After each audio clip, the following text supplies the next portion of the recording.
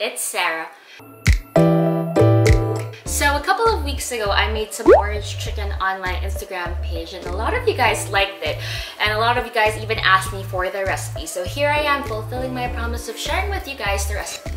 So a quick backstory as to how I started making some orange chicken at home is because I was simply craving for it.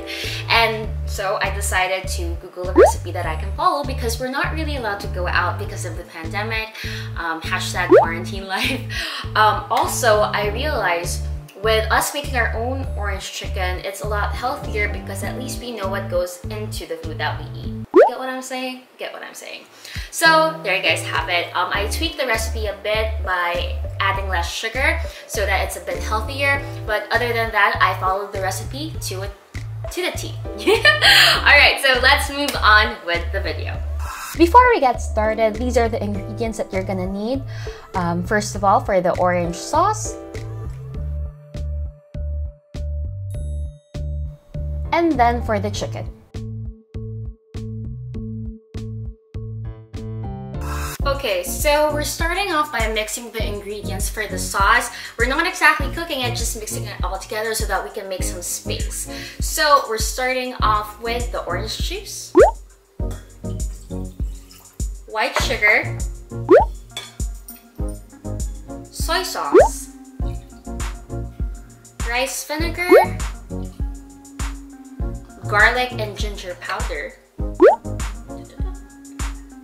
And you know, this is optional, but for spice, you could add in some red pepper chili flakes. I'm adding in about 1 teaspoon of red pepper chili flakes. So what we're gonna do is we're gonna mix them all together so that it mixes well. And we're gonna leave out the cornstarch for later on when we start cooking the sauce. Now let's move on with the chicken.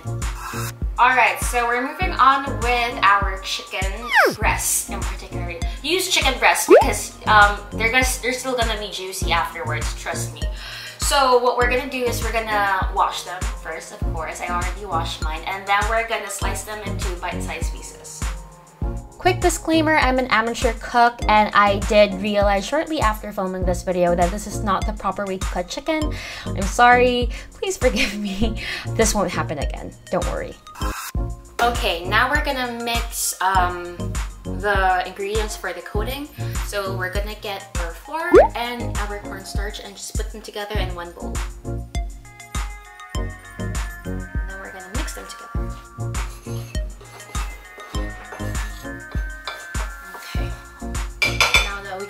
Together, we're also going to mix our egg together, and what we're gonna do is we're gonna get the chicken, dip them in the egg, and then dip them in the coating, and then we're gonna deep fry them. Okay, so again, we're gonna get our bite-sized chicken breasts, dip them in the egg batter, and then we're gonna coat them, and we're gonna set them aside, and then we're gonna deep fry them. Alright, let's go. So like I mentioned just a while ago, dip your chicken breast in the egg batter and then in the flour cornstarch batter, and then just set it aside. It's that easy. I don't know if I'm making another mistake here. I hope not. But yeah, let's just have fun with it and clean up after the mess. Alright, so we're now done breading the chicken. As you guys can see, we are ready. We have been heating the cooking oil for quite a while now. You have to wait until it's 350 degrees and then we're going to deep fry the chicken breast.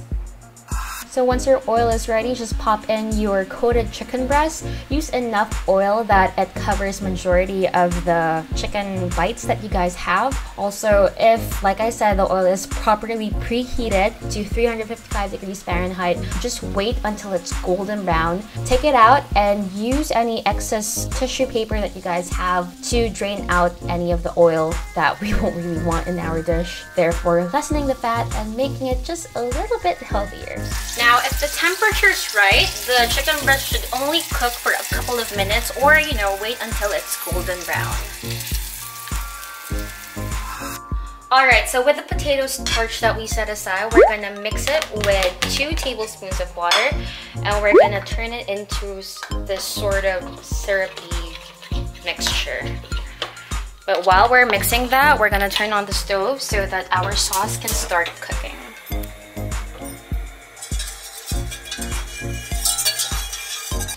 We're gonna put this in after 5 minutes.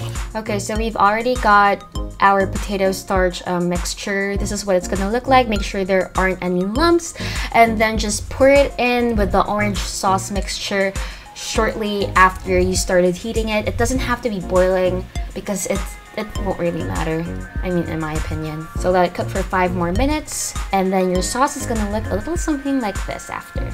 There we go. As you guys can see, the syrup is kind of thicker. That's the consistency that you're gonna wanna have for the orange chicken recipe. Okay, so the sauce is already thick enough. Now what we're gonna do is just gonna pour in the chicken breast inside the sauce mixture. So, okay, quick disclaimer, I don't know why I was using a whisk to pour the chicken in the orange sauce.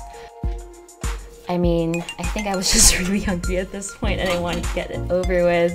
But you know, as long as it gets the job done.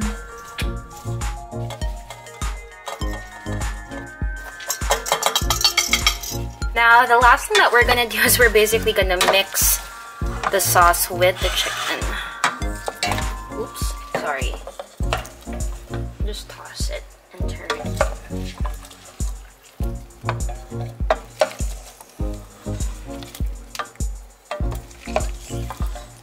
And don't forget to top it off with some orange zest for that aroma, and personally I think it added a little bit more flavor. And here you guys have it, the final product. And there you guys have it. So that was how we made some orange chicken during quarantine season. So yay! If you guys liked the video, do give me a thumbs up, and don't forget to subscribe and leave a comment down below. I did enjoy making this video, though I am hungry, so let's serve ourselves some orange chicken.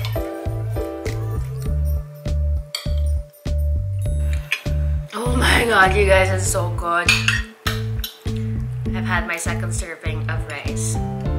My sous chef is here, but he's too shy. Is it good? Excellent. But parang pilit. Why is it forced? You sound forced into saying that. Superb.